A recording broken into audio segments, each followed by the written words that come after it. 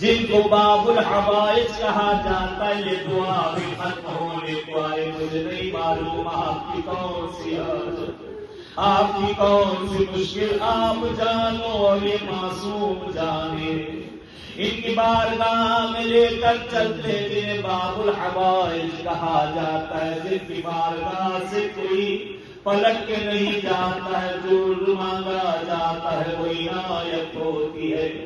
کہتے کہنا آسان ہے، یہ معصوم ہے جس کے مسائل بہت کم پڑھے جاتے ہیں. یہ غریب ہے جسے غریب بغداد کہا جاتا ہے. کہتے کہنا آسان ہے، ہم لوگ کچھ دیر ابھی بیٹھے اور پہلو بدلنا شروع کیا. کوئی پیر پھیلانے لگا، ہائے میں قربان جاؤں اس غریب امام پر. اگر پیر بھی پھیلانا چاہے تو پھیلا نہیں سکتا. اگر ہم جگہ پہ کھڑے ہونا چاہیں ہمیں کوئی نہ روکنے والا. اگر ہم پہلو بدلنا چاہیں، اپنے پیروں کو سیدھا کرنا چاہیں تو کوئی روکنے والا نہیں.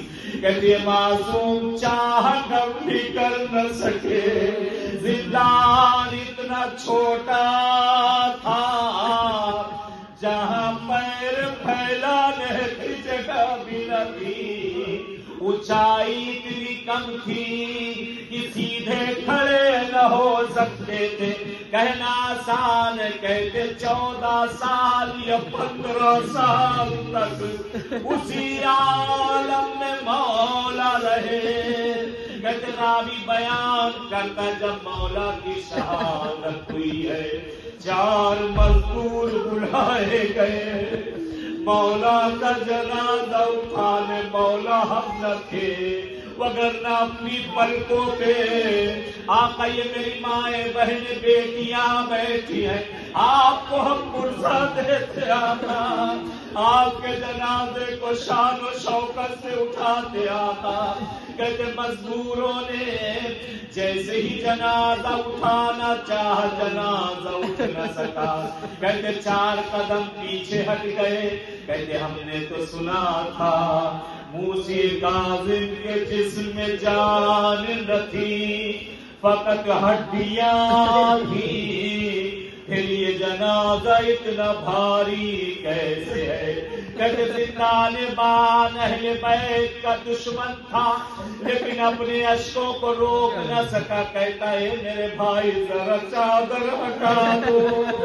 اللہ اکبر، اجرک اللہ یا صاحب الزمان. غضب ہو گیا، چادر کا ہٹنا تھا. کیا دیکھا اس غریب امام کا جسم زنجیروں میں جکڑا ہوا، لوہے کا وزن زیادہ تھا، پھر مولا کا وزن کچھ نہ تھا. جنازہ اٹھایا گیا. کہتے ہیں اسی بغداد میں اپنی حاجتوں کو مولا کاظم کی خدمت میں پیش کر دے. ان کا ذکر ہے اللہ ضرور عنایت کرے گا. بغیر شرمائے ہوئے پرسا دو، خدا ہماری ہر سانس کے ہمیں اجر دے گا. اللہ اس گھر پہ رحمتوں کا نزول کرے گا. خدا نے فرشتوں کو بھیج دیا ہے، رحمت کے دروازے کھول دیے ہیں. مانگ لو جو مانگنا ہے. دعا بھی ختم ہونے کو آئی. کہتے عجیب روایت ہے، شہر بغداد میں ایک لوہار رہتا تھا جس کا کام لوہے کی چیزوں کا تھا.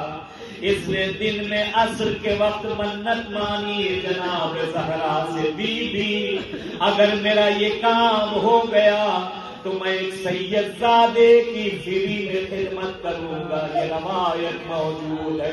آپ بھی منت مانا کرو کہ اگر میرا کوئی کام ہوا میں کسی سید کی مدد کروں گا، آپ کی اولاد کی میں مدد کروں گا. یہ حاجت خالی نہیں جاتی. اس نے منت مانی کہ میں ایک سید زادے کی مدد کروں گا بغیر پیسہ بغیر اجرت کے. کہتے رات ہوئی، اپنے بستر پہ پہنچا بھی سویا تھا. کیا دیکھتا ہے ملکہ دو عالم آئی ہے. اللہ بی بی زہرا آئی ہے. کہتی اٹھو میں نے تیری حاجت کو پورا کر دیا، جاؤ اپنے اوزار کو ساتھ لے جانا، ایک میری اولاد پورے بغداد کا انتظار کر رہی ہے، جاؤ جا کے اس کی مدد کرو۔ یہ گھبرا کر اٹھا، ایک مرتبہ اس نے اپنے اوزار اٹھائے، کہتے وہاں سے نکلا، کہتا بیوی نے پیغام دیا ہے، پہنچا کیا دیکھتا ہے اندھیرا ہے، کچھ نظر نہیں آ رہا ہے، چاروں طرف آوازیں دی، کوئی نہ سناٹا تھا، کہتا بیوی نے حکم دیا ہے ایسے ہی نہیں بھیجا۔ آگے بڑھتا گیا، کیا دیکھا بیچ پل پہ ایک چادر سفید پڑی ہے، کہتے یہاں تو کوئی بھی نہیں، یہ چادر کیسی ہے؟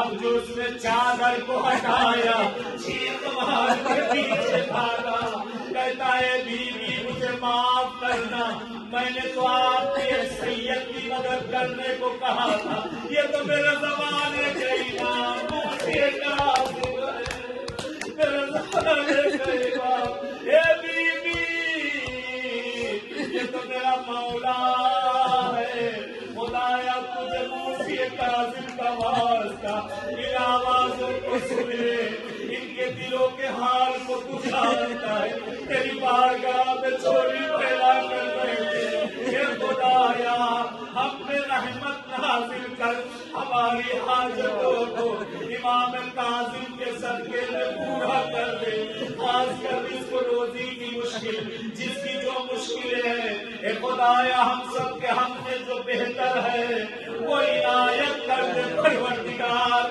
خدایا ایران پہ جو مصیبت آئی ہے باب الحوائج کے صدقے میں ان سب کو کامیابی دے دے، ان دشمنوں کو نیست و نابود کر دے، اے خدایا قسمت کرے صحیح موسی کاظم کی بارگاہ، ہم سب جلد از جلد اپنے آقا کی خدمت میں حاضر، خدایا ہمارے زمانے کے امام کا